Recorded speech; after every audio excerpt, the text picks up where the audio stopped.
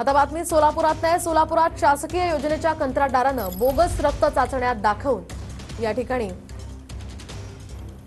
माहिती उघड झालेली आहे। तर बोगस चाचण्या दाखवून बिलं घेतल्याचा हा प्रकार समोर आलेला आहे। तानाजी सावंत यांच्या 2022 ते 24 या कार्यकाळात सोलापूर शासकीय रुग्णालयामध्ये हा सगळा प्रकार घडल्याचा आरोप माहिती अधिकार कार्यकर्ते विठ्ठल वनमारे यांनी केलाय।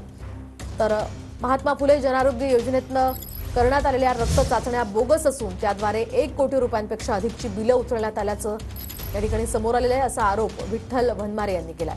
तर या प्रकरणी वैद्यकीय शिक्षण विभागानं मेडिकल कॉलेजच्या अधिष्ठातांना तात्काळ चौकशीचे आदेश दिले।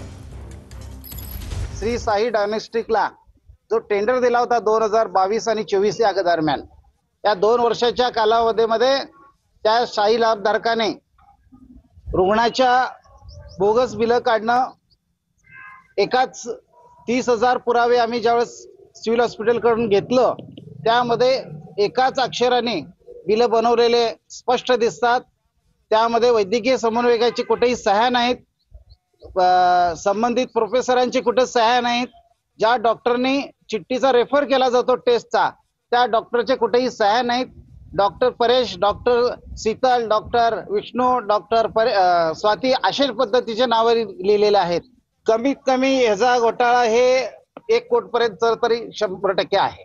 आणि अजून काही बिले 20 ते 25 लाखाचे बिले त्यांनी अदा केलेले नाही, ते थांबवलेत, केवळ आपल्या तक्रारानुसार थांबवलेत। पण यामध्ये संगनमतात 30,000 पानाचं बिल फक्त एकाच व्यक्तीने भरलेले आहेत, एकाच व्यक्तीचे अक्षर आहेत, त्याच्यावर कुठल्याही वैद्यकीय अधीक्षकाचे आणि प्रोफेसरांचे कुठे सह्या नाहीत तरी बिलं काढली जातात। म्हणजे ह्यामध्ये खूप मोठा घोटाळा आहे।